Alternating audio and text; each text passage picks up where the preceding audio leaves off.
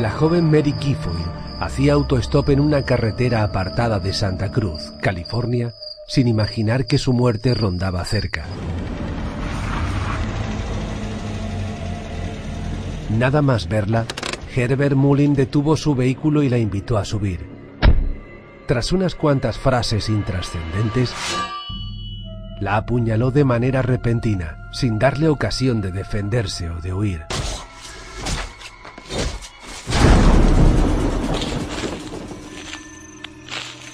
Luego trasladó el cadáver de la mujer a un bosque apartado, donde abrió su abdomen con una navaja, sacó los intestinos y los colgó de las ramas de un árbol, buscando en ellos lo que el agresor llamaba contaminación.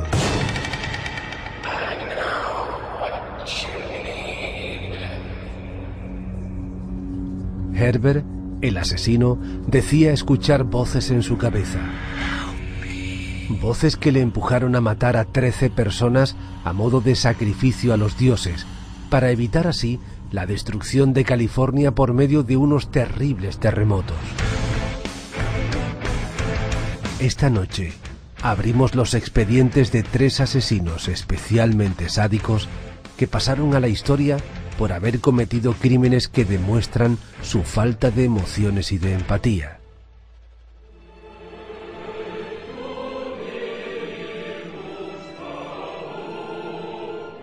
Además de a Herbert Mullin, conoceremos al popular asesino del ajedrez, Alexander Pichushkin, uno de los peores criminales rusos de todos los tiempos.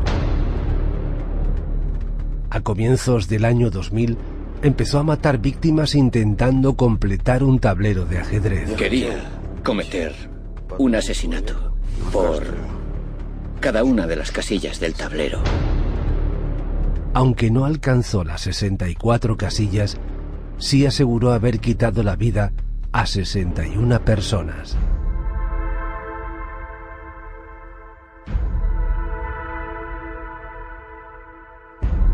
También analizaremos el crimen de John Thomas Sweeney. Él era un completo desconocido, pero su novia, a la que mató por medio del estrangulamiento debido a los celos, era Dominique Dunne, una actriz emergente que ya había empezado a despuntar en el mundo del cine, haciendo de hermana mayor en la película de terror Poltergeist, del director Steven Spielberg.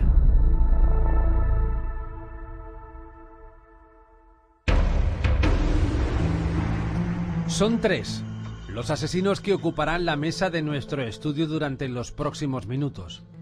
Uno de ellos solo mató a una persona, pero ella era una actriz famosa. Otro mató a 13 personas porque oía voces en su cabeza, que así se lo indicaban. Y el otro iba quitando vidas a sus víctimas como si se tratara de un juego, hasta el punto de usar un tablero a la hora de asesinar. José Manuel Frías, buenas noches. Buenas noches, Pedro. Vamos a empezar por uno de los asesinos más aterradores de Rusia, el conocido como la bestia de Vitsa, o el asesino del martillo, o el asesino del tablero de ajedrez. ¿Qué nos puedes contar sobre los primeros años de vida de Alexander Pichushkin? Alexander nació en Moscú, en Rusia, el 9 de abril de 1974. A su padre no lo conoció porque abandonó a su mujer a las pocas semanas de su nacimiento, así que se quedó solamente a cargo de su madre. Y siendo muy pequeño, a los 4 años, sufrió un accidente al caerse de un columpio y el golpe que se dio en la cabeza le dejó importantes secuelas y tuvo que ingresar en un colegio para niños discapacitados. ¿Aquellas secuelas le afectaron en sus relaciones con los demás? Claro, era inevitable porque al enterarse los otros niños de su entorno, de su ingreso en aquel centro, pues se reían de él y eso provocó que fuera muy reservado, muy solitario. Aquello lo fue transformando en un joven con tendencias violentas, quizá como venganza al rechazo de los demás, y cuando era un adolescente estaba siempre metiéndose en peleas, y en peleas además con muchachos bastante mayores que él, y casi siempre ganaba. Se ve que era muy fuerte. No tenía buenas relaciones con otros jóvenes, pero ¿y con los adultos? Bueno, con los adultos era diferente. Por ejemplo, con su abuelo se llevaba muy bien, era como una especie de apoyo para él, hasta el punto de que se sumió en una depresión bastante fuerte cuando el anciano falleció y su madre tuvo que comprarle un perro para compensar aquella pérdida. Y con el resto de vecinos adultos también tenía buena relación, por lo menos una relación educada. Ellos aseguraban que Alexander era un chico amable, un chico que iba siempre bien vestido y que parecía tener una sensibilidad especial con los animales. El primer asesinato de Alexander Pichushkin pasó desapercibido. Todos creyeron que había sido un suicidio. Ocurrió en 1992, cuando después de una pelea, nuestro protagonista tiró a un compañero de clase por la ventana del instituto en el que estudiaba, provocándole la muerte. El caso apenas fue investigado, ya que Rusia se centraba, expectante, en el juicio contra otra bestia humana, Andrei Chikatilo. Cuando años después Alexander fue detenido, confesó su implicación en aquella muerte, asegurando que fue como el primer amor, inolvidable. José Manuel, parece que su segundo asesinato tuvo como trasfondo los celos pasionales hacia una exnovia. Sí, Alexander en el año 1991 había iniciado una relación con una chica de 17 años de su misma barriada que se llamaba Olga Makshiva.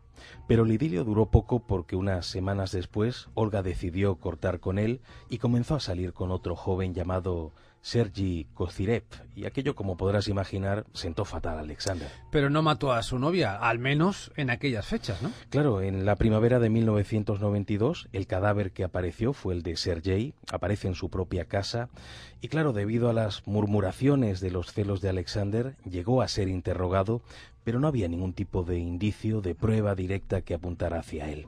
Así que fue puesto en libertad. Es más, ni siquiera hay certeza hoy día de su implicación en este asesinato, ya que Alexander nunca lo confesó. Pero claro, dadas las circunstancias y dada su mentalidad criminal, es fácil sospechar de su autoría. En las crónicas de prensa, vemos que tras estos dos asesinatos, Alexander detuvo su tendencia criminal. Pero esta se desató plenamente en el año 2000, provocando el terror en los habitantes de Moscú. José Manuel, parece que uno de los escenarios más importantes de su actividad asesina fue el Parque Vitsevsky. Es uno de los parques naturales más grandes de Moscú y se llama así porque por sus inmediaciones pasa el río Viksa. Físicamente hay que decir que es muy bonito, tiene diferentes especies botánicas, zoológicas, pero a la vez la densidad de su vegetación lo convierte en un lugar peligroso si hay un asesino cerca. ¿Cuál era el modus operandi de Alexander Pichushkin?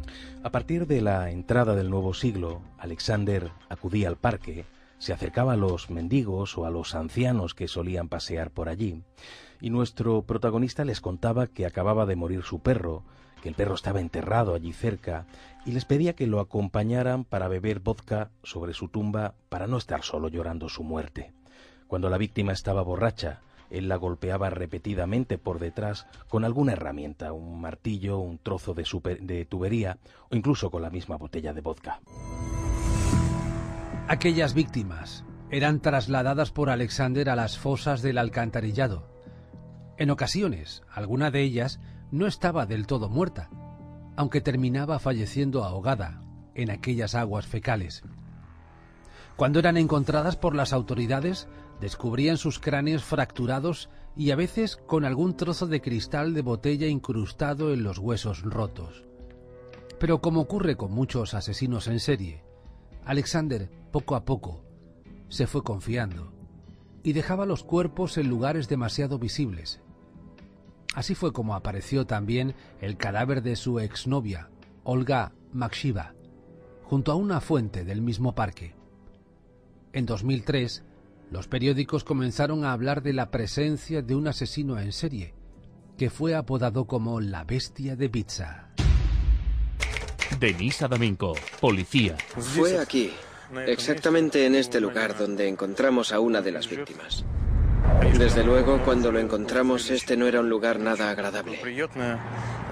Presentaba numerosas heridas por todo el cuerpo y una botella clavada en su cráneo.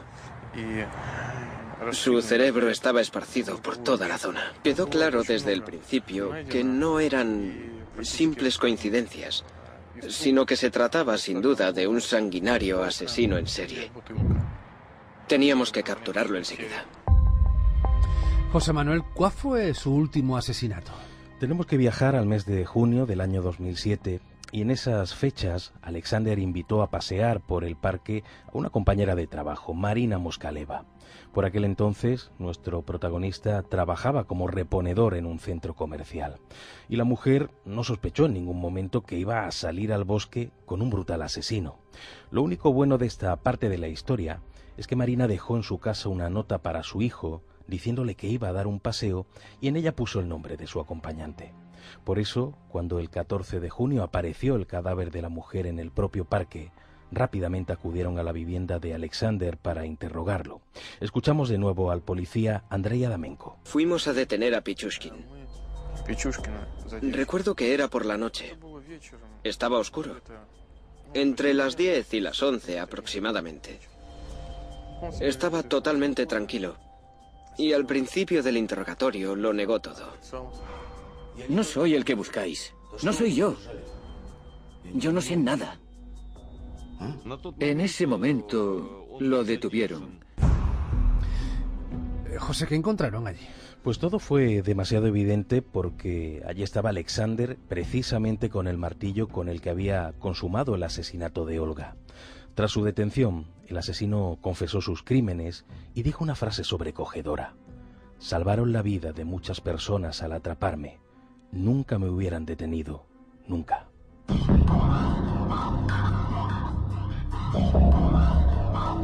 Antes comentábamos que uno de los apodos de Alexander fue el de la bestia de pizza, pero también fue conocido como el asesino del tablero de ajedrez. ¿Por qué ese apodo?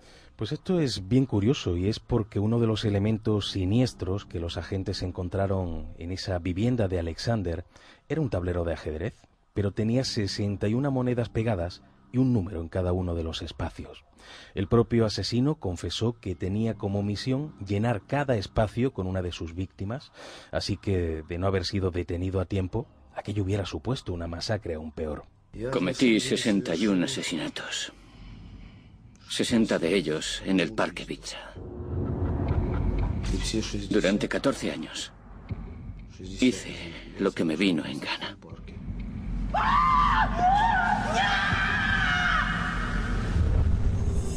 Era casi como Dios.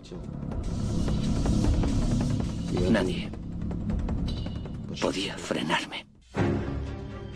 Durante el juicio, aunque lo culparon de 49 asesinatos, él confesó haber matado a 61 personas, precisamente las fichas que tenía marcadas sobre su tablero de ajedrez, aunque de algunas de ellas nunca se tuvo constancia oficial. Ante esa diferencia numérica, Alexander se sintió indignado al creer que era una falta de respeto hacia las víctimas el no recibir una condena acorde con todos sus crímenes. Cuando fue preguntado por el motivo de aquellos asesinatos, nuestro protagonista dejó helados a los miembros del jurado al contestar así. Me sentía el padre de todos ellos. Les abrí la puerta de otro mundo.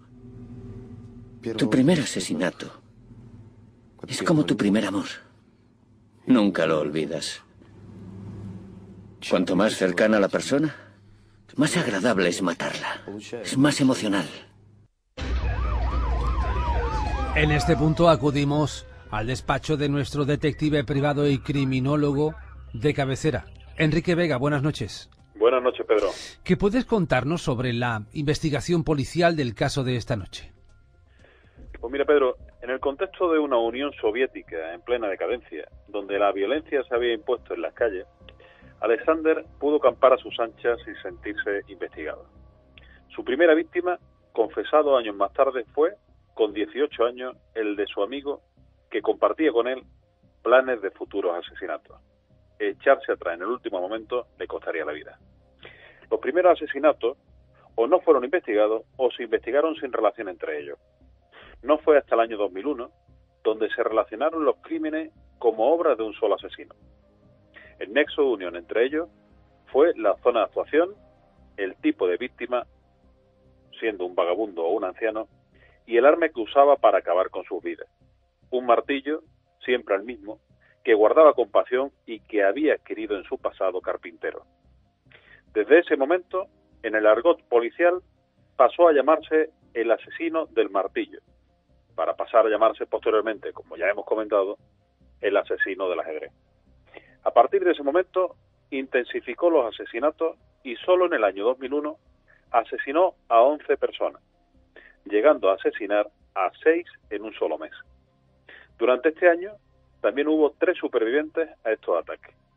2 de ellos no pudieron aportar ningún dato, pero una tercera víctima, embarazada de 4 meses, sobrevivió milagrosamente al ser arrojada al alcantarillado aún con vida.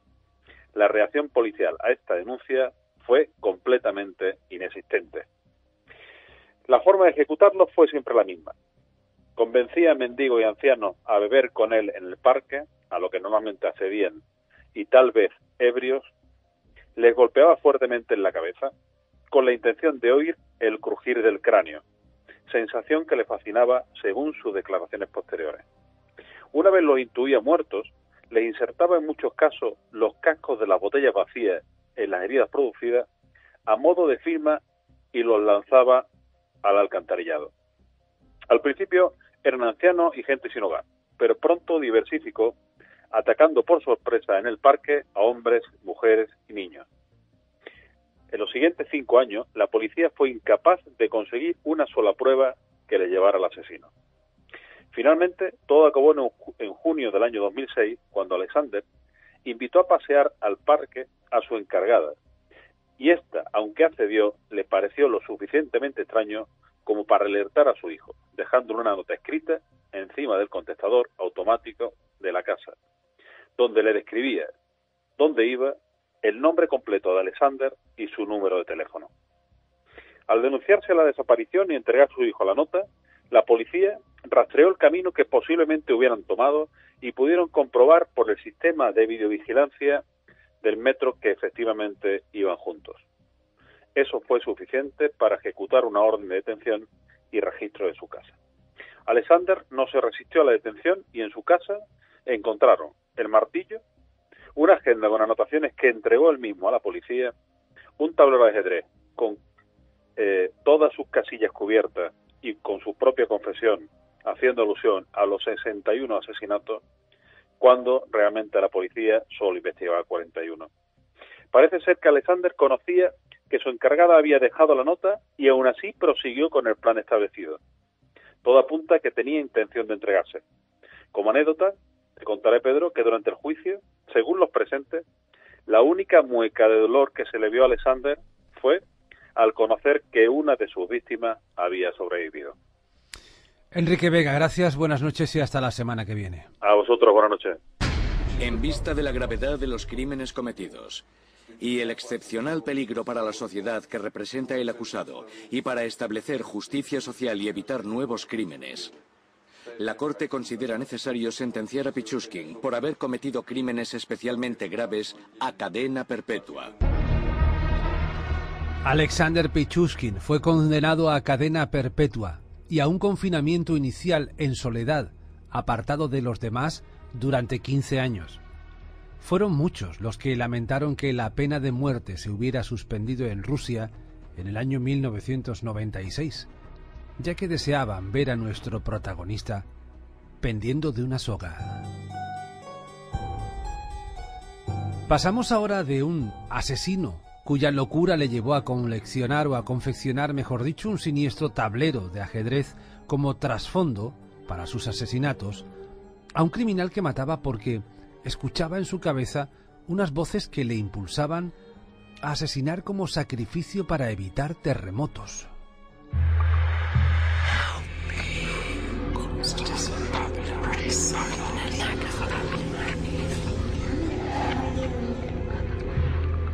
José Manuel, ¿qué sabemos de nuestro siguiente protagonista, Herbert Mullin?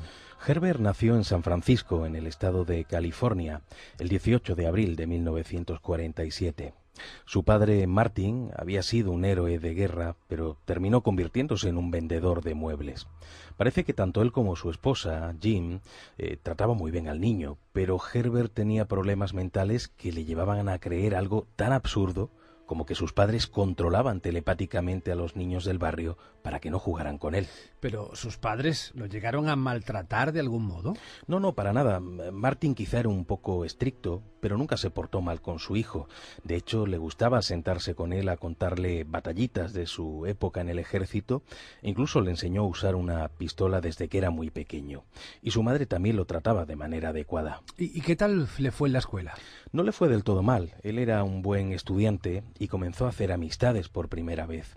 Con un compañero llegó a tener una relación tan intensa que cuando el chico murió en un accidente de tráfico, Herbert quedó completamente destrozado y llegó al extremo de fabricar en su habitación una especie de capilla dedicada a su figura. A pesar del buen trato de sus padres, a pesar de que mantenía relaciones de amistad con varios compañeros, Herbert no pudo huir de los problemas que albergaba en su cerebro. Por ello, en 1969, al cumplir los 21 años, ingresó voluntariamente en varios centros psiquiátricos donde intentaron paliar sus problemas mentales. Era por aquel entonces un muchacho que se autolesionaba, apagándose cigarrillos en la piel, y que entraba de pronto en estados de alteración que le empujaban a dar gritos y golpes de manera descontrolada.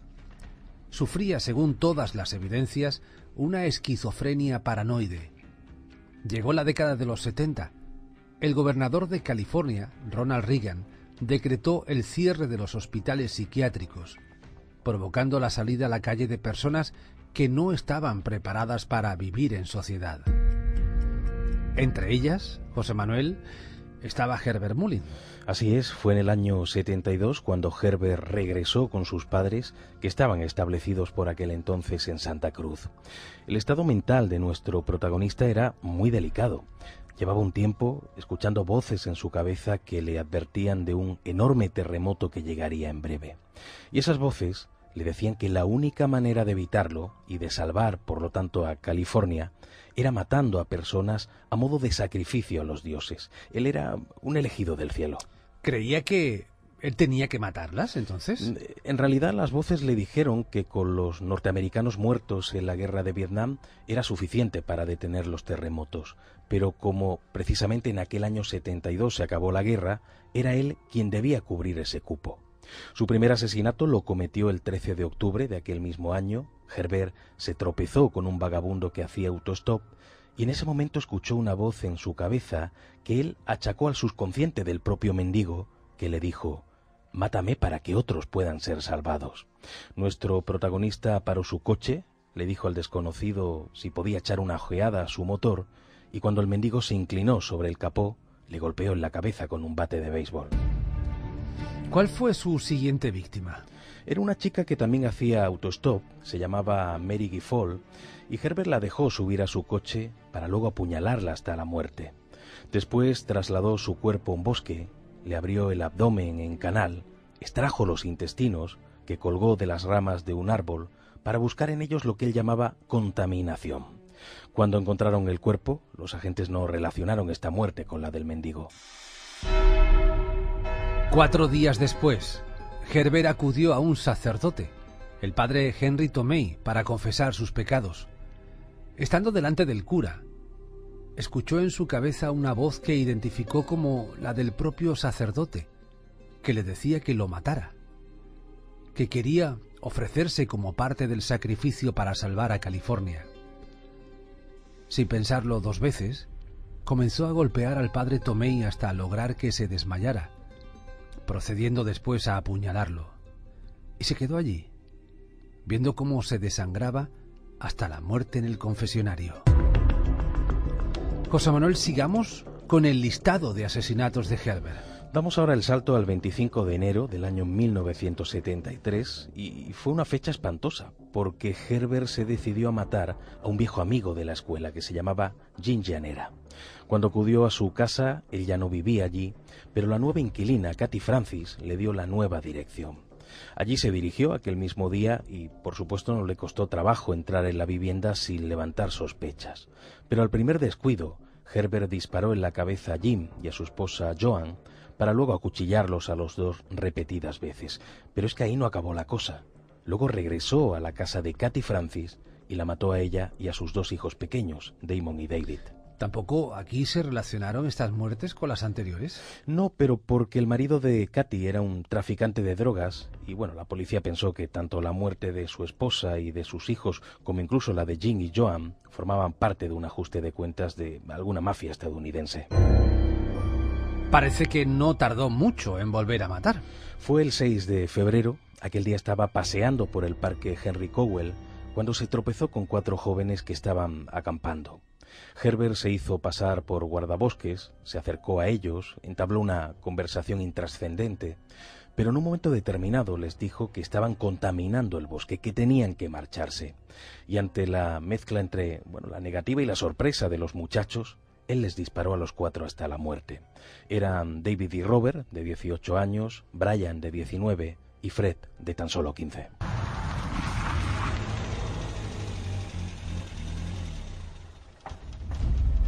El 13 de febrero, Herbert Mullin volvió a las andadas. Conduciendo su coche, descubrió a un anciano, Fred Pérez, que estaba cortando el césped de su vivienda. Herbert paró el vehículo, se bajó, se apoyó contra el capó para apuntar su arma y disparó contra Fred, causándole una muerte instantánea. Tras el asesinato, siguió conduciendo como si nada. Pero un vecino había visto la escena y, tomando nota de la matrícula del criminal, pocos minutos después, la policía pudo detenerlo sin que Herbert se resistiera. José Manuel, ¿cómo transcurrió el juicio contra nuestro protagonista? Aquel juicio se inició el 30 de julio, seguimos hablando del año 1973. Herbert había confesado sus 13 asesinatos, pero por supuesto asegurando que los cometió para salvar a California de los terremotos, tal y como le había indicado la voz en su cabeza. La fiscalía pretendió demostrar que Herbert no estaba loco y que eso era evidente al ver cómo había intentado ocultar las huellas durante sus crímenes. Por su parte, la defensa mostró su historial de problemas psiquiátricos. Y precisamente por eso acudimos al gabinete de psicología de Ángela Gual. Ángela, buenas noches. Hola, buenas noches. ¿Qué nos puedes contar sobre el perfil psicológico de nuestro protagonista? Bueno, no todo el mundo escucha voces que le dicen cada cosa, ¿verdad? Y desde luego no todo el mundo que pueda intuir voces o indicaciones asesinas las sigue, porque de ser así, evidentemente el índice de criminalidad estaría verdaderamente disparado. En fin, veamos, hay muchas personas que pueden caer en la impulsividad mental de plantearse crímenes, incluso de forma recurrente o invasiva, generándoles mucha angustia pues por la propia conciencia de tener esos pensamientos inapropiados. Estos son los llamados trastornos obsesivos. Pero bueno, escuchar voces y consecuentemente ejecutar asesinatos, estamos hablando de un perfil claramente esquizofrénico. La persona que sufre de esquizofrenia se caracteriza por tener ideas y pensamientos que están totalmente desconectados de la realidad, como la idea expresa de tener que hacer algo, en este caso pues sacrificios para contentar a los dioses y evitar terremotos en California, como comentabais. Este concepto no puede de ninguna manera adaptarse a la realidad. Hago este matiz porque hay una clara diferencia entre lo que viene siendo el paranoico que delira y el que sufre de un trastorno psicótico, como es el esquizofrénico. El primero, para que os hagáis una idea, tiene ideas extravagantes que son realmente poco probables, pero posibles, como por ejemplo podría ser, pues no sé, que el servicio de espionaje secreto te esté investigando de cerca, pues por pensarse que tú eres otro espía, ¿no? Este tipo de historias.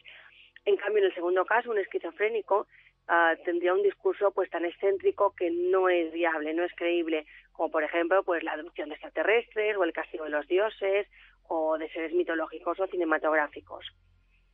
Bueno, en nuestro caso vemos que el esquizo pues vive su realidad como cierta y por lo tanto todo lo que envuelve su percepción tiene un sentido certero, que no se discute, sino que sigue una lógica que le orienta a cómo debe comportarse. Este dato nos permite hacernos conscientes de la peligrosidad que pueden llegar a tener estos individuos, ya que el hecho de tener una realidad paralela no adscrita a nuestras leyes o nuestras normas sociales o éticas de sentido común, pues pueden hacer que sean del todo imprevisibles y que puedan, en el peor de los casos, pues lastimarse a sí mismos o a los demás, como por ejemplo, pues por un interpretado bien mayor, ¿no? Como es en este caso. Los trastornos perceptivos, aquí las alucinaciones auditivas, también son muy comunes en esta tipología de patología mental. Las voces que le dicen con él lo que debe hacer, etcétera. Este tipo de cosas son muy corrientes. Por último, podemos apreciar que Herbert también tenía delirios paranoides. Esto significa que se sentía amenazado, es decir, existía un enemigo del cual debía defenderse, y de ahí también su comportamiento asesino. Los paranoicos se defienden siempre, es decir, bien aislándose o bien atacando. En nuestro caso, podemos ver que se juntan las ideas irracionales de la esquizofrenia, que le dicen que ha de hacer cosas para contentar a los dioses, con la tendencia paranoica de ser amenazado por el poder de estos de crear terremotos y destruir su mundo. Asesinar a inocentes es sin duda, y según su lógica, el único camino para salvar al mundo y permitir vivir al resto. Vemos que tiene emotividad y se siente culpable, puesto que va a confesarse, y que mucho le pesa generar víctimas, aunque lo vive como un sacrificio necesario para salvar a los demás. Así, dentro de su mundo, dentro de sus ideas, es casi un héroe, un mesías, atormentado por la indicación de matar por un lado y por su moralidad por el otro. En fin, él claramente siente que era solo el mensajero, ¿no? El poder ejecutor y no el judicial. Ángela Gual, gracias, buenas noches y hasta la semana que viene. Buenas noches. El 19 de agosto, Herbert Mullin fue condenado como asesino a cadena perpetua, que cumple actualmente en una prisión de California. Una de sus frases más significativas, con la que siempre ha querido alejarse de la responsabilidad de sus asesinatos, culpando a los dioses, es aquella de: una roca no toma una decisión mientras está cayendo, cae, y eso es todo. Esta noche estamos conociendo los perfiles de algunos de los asesinos más sádicos de las últimas décadas. Y somos conscientes de que para poder lograr que personajes de este tipo den con sus huesos en la cárcel, es fundamental una investigación policial muy unida a la ciencia. Por suerte, en los últimos años hemos avanzado en el uso de técnicas biológicas y forenses que ayudan a los investigadores a dar con el asesino. Hace tiempo, Adolfo Arjona conversó sobre este asunto con el escritor José Miguel Mulet, licenciado en Química y doctor en Bioquímica y Biología Molecular y autor del libro La ciencia en la sombra. Vamos a recordar lo que nos contó. Si echamos la vista atrás, se puede decir que en la última década se ha producido un salto importante en la ciencia forense. La verdad es que sí.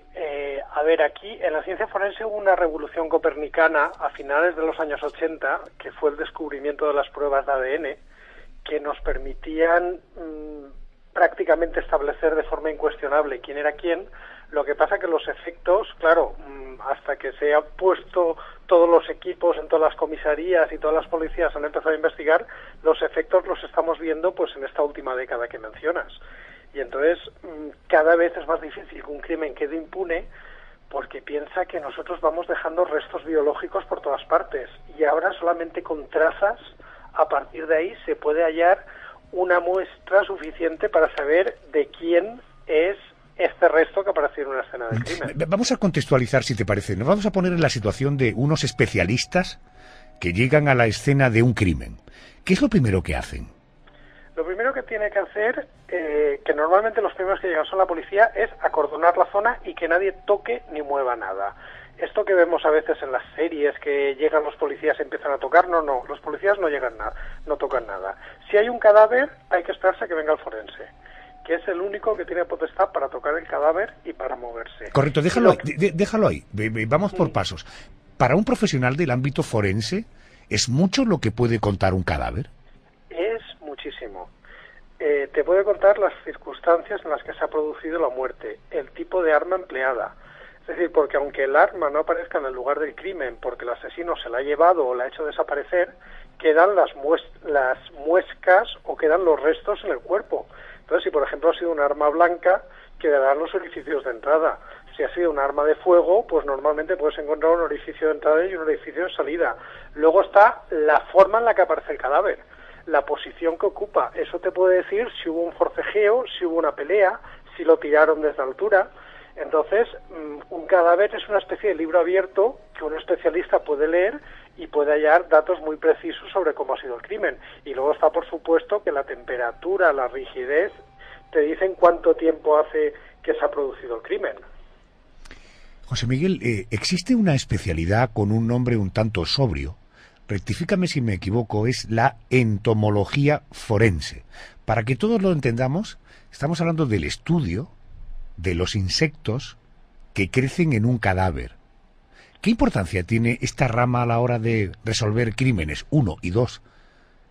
¿Los insectos esos nacen en el cuerpo humano?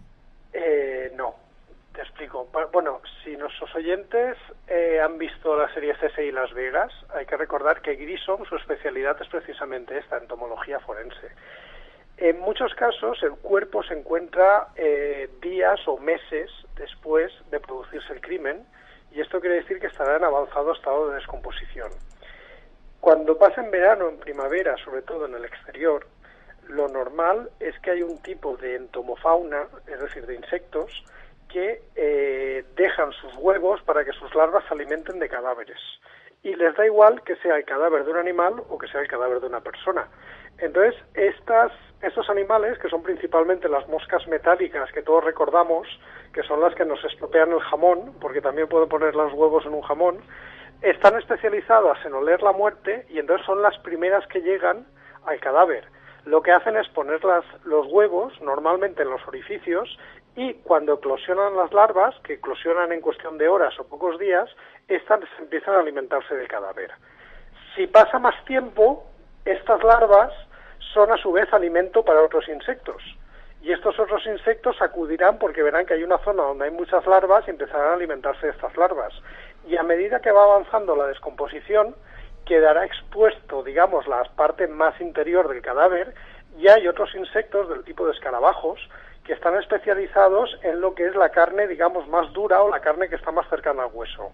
Entonces, un especialista de entomología forense, mirando estas características, puede ver cuánto tiempo hace que se produjo la muerte simplemente por el tipo de fauna que hay en ese determinado momento.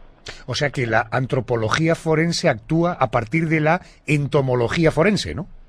Bueno, la antropología forense ya es el estudio de los huesos. Ya tiene que ser cuando ya los insectos se lo han comido todo y ya solamente queda un esqueleto. Los antropólogos forenses lo que hacen es estudiar toda la información que se puede encontrar en esos huesos.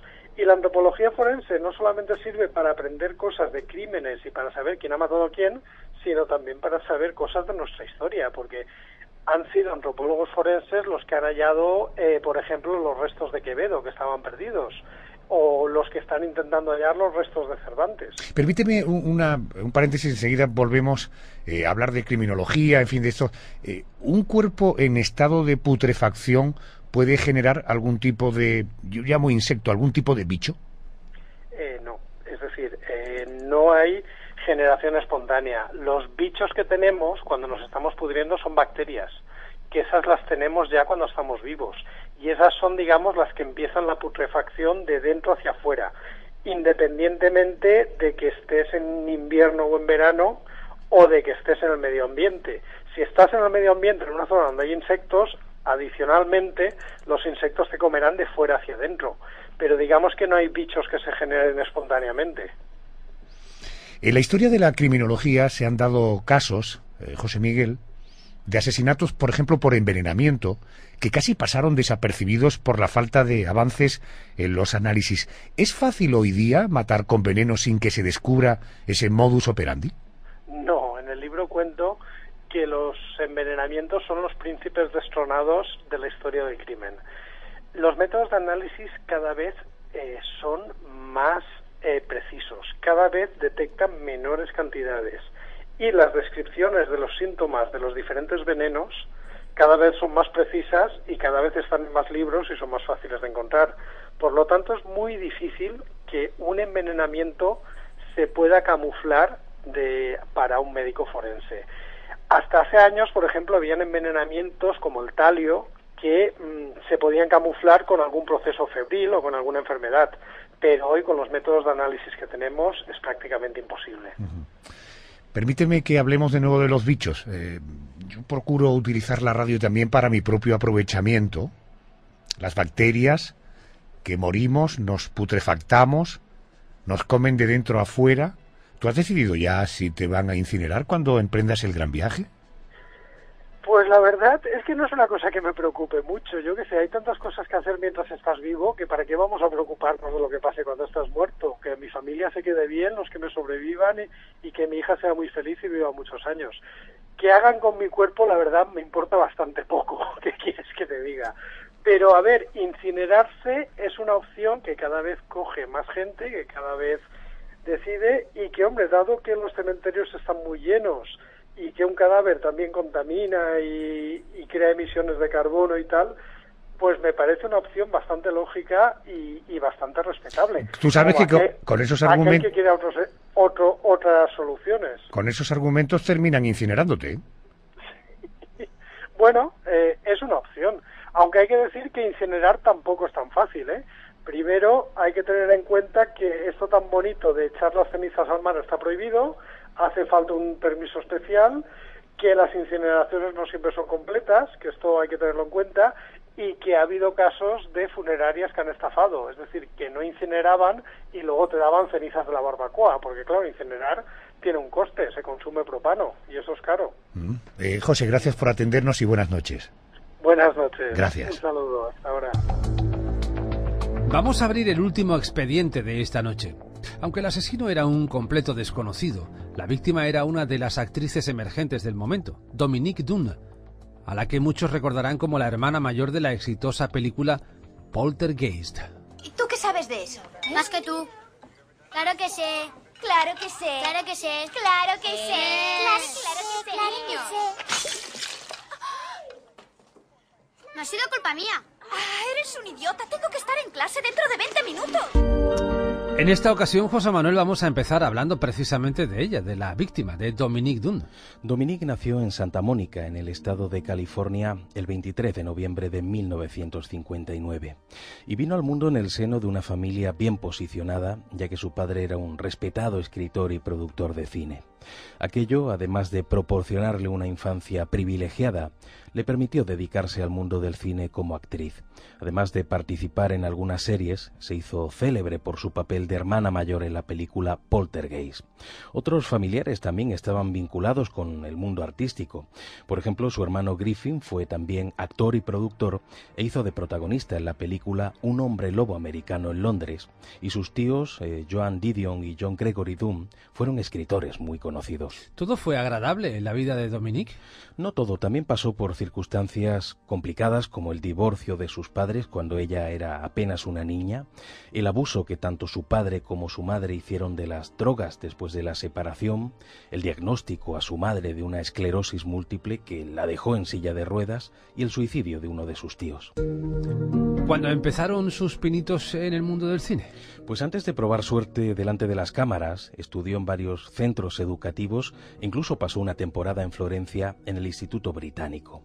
Y es a la vuelta cuando intentó dedicarse a la interpretación, cosa que además no le resultó fácil. Pero después de mucho esfuerzo, logró participar en series como Fama o como Patrulla Motorizada. Pero alcanzó el éxito, como ya hemos adelantado, cuando Steven Spielberg la eligió como hermana mayor en la película Poltergeist, estrenada en el año 82. Aunque su papel no tuvo un excesivo protagonismo, la popularidad que alcanzó la cinta provocó que se convirtiera en una actriz bastante afamada a nivel internacional. Fue en aquella época, la época dorada de Dominique Dunne. Su futuro parecía prometedor y comenzó a participar en series y programas de moda como si fuera toda una estrella, codeándose con los más importantes actores del momento. Pero había un aspecto negativo en su entorno, y era su noviazgo con un personaje problemático, el joven John Thomas Sweeney, nacido en 1956. En aquel momento trabajaba como chef en un importante restaurante llamado Ma Maison. Dominique y John se conocieron en una fiesta en la que él trabajaba como camarero y al poco comenzaron a salir juntos, compartiendo después una vivienda en West Hollywood. Al contrario que Dominique, John pertenecía a una familia de pocos recursos, con un padre alcohólico y una madre que trabajaba de empleada en un bar. José Manuel, ¿cómo le fue a Dominique en su relación con John Thomas? Bastante mal, porque John tenía tendencias agresivas, la maltrataba físicamente, y fíjate, en un episodio de Hill Street, en el que Dominique participó caracterizando a una mujer maltratada, no tuvo que usar apenas maquillaje porque su rostro ya estaba lleno de golpes y de magulladuras. Cuentan las crónicas que John era incluso muy celoso. Lo era, algo que además casaba mal con el trabajo de actriz de Dominique. John siempre estaba imaginando que su pareja le sería infiel con algún actor, así que la presionaba constantemente para que perdiera el contacto con todos sus amigos y para que abandonara el mundo del cine para convertirse en una ama de casa bajo su control. Dominique no pudo soportar esa presión y en agosto del 82, después de muchas peleas violentas, logró romper la relación y consiguió que John se fuera de la casa que ya estaba costeando. ¿Qué ocurrió la noche del 30 de octubre de 1982? Esa noche Dominique estaba en su casa, estaba ensayando con el actor David Parker una escena que iba a hacer para un documental de la NBC sobre la serie V, Invasión Extraterrestre. En mitad de aquel ensayo, a eso de las 9 de la noche, apareció John en la puerta y comenzó a dar gritos para que Dominique le abriera. Luego discutieron de manera bastante acalorada porque él quería retomar la relación y Dominique no estaba dispuesta a hacerlo. David Parker, sospechando que la cosa acabaría mal, se metió en una habitación a llamar a la policía. Mientras el actor contactaba con las autoridades, John Thomas sujetó a Dominique del cuello y comenzó a estrangularla. Cuando David Parker regresó, el agresor había huido y la chica estaba tirada en el suelo. Cuando la ambulancia llegó, Dominique había sufrido una parada cardíaca. En el Sinai Medical Center intentaron reanimarla y aunque lo consiguieron, la chica había entrado en un estado de muerte cerebral. Durante 4 días, Dominique estuvo conectada a un respirador artificial del que finalmente fue desconectada el 4 de noviembre. Los órganos de la actriz fueron donados por deseo de sus padres. El 6 de noviembre fue enterrada en el cementerio Westwood y su papel en el documental fue realizado por otra actriz. José Manuel, ¿qué ocurrió con el asesino, con John Thomas Sweeney? John fue detenido y acusado de asesinato, pero el juez que llevó aquel caso, Barton Katz, tuvo una actitud deplorable porque además de permitir que John desacreditara a la víctima, no dejó que declarara una exnovia suya que había sido lesionada en varias ocasiones por él, terminando en una de ellas en el hospital con un problema grave en un pulmón. Tampoco dejó que la madre de Dominique contara al jurado cómo su hija la había visitado en ocasiones muy asustada ante las palizas que su novio le propinaba. Pero me imagino que sería condenado por su crimen. Sí, lo fue, pero lo fue una pena muy pequeña. Lo condenaron el 21 de septiembre del 83 por homicidio voluntario a una condena de 6 años y medio de cárcel, aunque salió a la calle en el año 86 a pesar de las protestas de la familia y de los amigos de Dominique. ¿Qué hizo el asesino tras quedar en libertad? Lo primero que hizo fue cambiarse el nombre para intentar pasar desapercibido y luego se marchó a Seattle, donde trabajó en lo suyo como cocinero. El padre de Dominique le intentó seguir la pista durante un tiempo para saber de sus andanzas, pero finalmente abandonó. No quería pasar el resto de su vida obsesionado por algo que ya no tenía solución. En este punto nos acercamos hasta el juzgado donde el juez Bernardo Pinazo nos espera. Bernardo, buenas noches. ¿Qué tal, Pedro? Buenas noches, ¿cómo estás? Muy bien, ¿qué puedes añadir a este expediente a nivel judicial? Bueno, pues hay un aspecto que creo que no debe pasar por desapercibido y es concretamente que uno de los protagonistas, Herbert Mullin, asesinó a un sacerdote, el padre Henry Tomei, porque sabía que nunca comentaría nada al tener el secreto de confesión. A un sacerdote no se le puede exigir que elija entre el perjurio o la excomunión automática, porque el sigilo sacramental es absolutamente inviolable, por lo cual está terminantemente prohibido al confesor descubrir al penitente de palabra o de cualquier otro modo y en ningún motivo, según se establece en el Código Canónico, Código de Derecho Canónico, concretamente el Canon 983. Es más, en el caso de un juicio, y aunque la persona que ha confesado se lo pida al sacerdote que hable, está exento de responder, tal y como recoge también igualmente el Código de Derecho Canónico, el artículo 1550. Cosa distinta es que un sacerdote, sin vulnerar el secreto de confesión, pues pudiera intervenir, por ejemplo, para evitar un asesinato. Podría advertir a la policía que la vida de una persona está en peligro y sin especificar cómo lo ha sabido. En casos así, las autoridades de muchos países no presionan a los presbíteros al saber que el secreto de confesión es inviolable.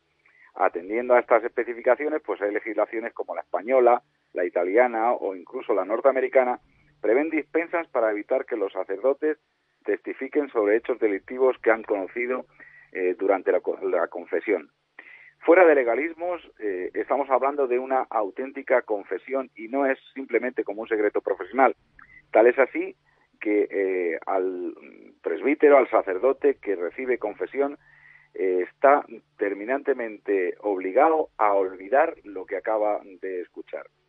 En nuestro país, en España, tuvo lugar este debate y el Tribunal Supremo, en sentencia de 11 de octubre del 90, falló a favor del sacerdote basándose en que la negativa del mismo a testificar en un juicio venía prevista expresamente en la Ley de Enjuiciamiento Criminal e incluso en los acuerdos con la Santa Sede de 1976, lo que se llaman los concordatos, e incluso los acuerdos del Estado español con religiones minoritarias tutelan el secreto de confesión en su más amplio sentido, es decir, el sigilo sacramental proviene de la relación confidencial entre los fieles y el ministro de culto. Eso es lo que quería destacar, Pedro.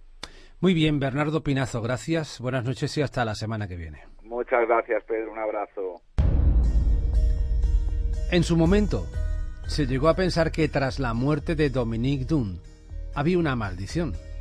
Una de esas maldiciones del cine maldito de Hollywood. Y esa creencia fue a más cuando 6 años más tarde, la otra protagonista de la película Poltergeist, la niña Heather O'Rourke, la pequeña Carol Ann, murió de una estenosis intestinal y fue enterrada en el mismo cementerio que nuestra protagonista. José Manuel Frías, gracias, buenas noches y hasta la semana que viene. Gracias, buenas noches.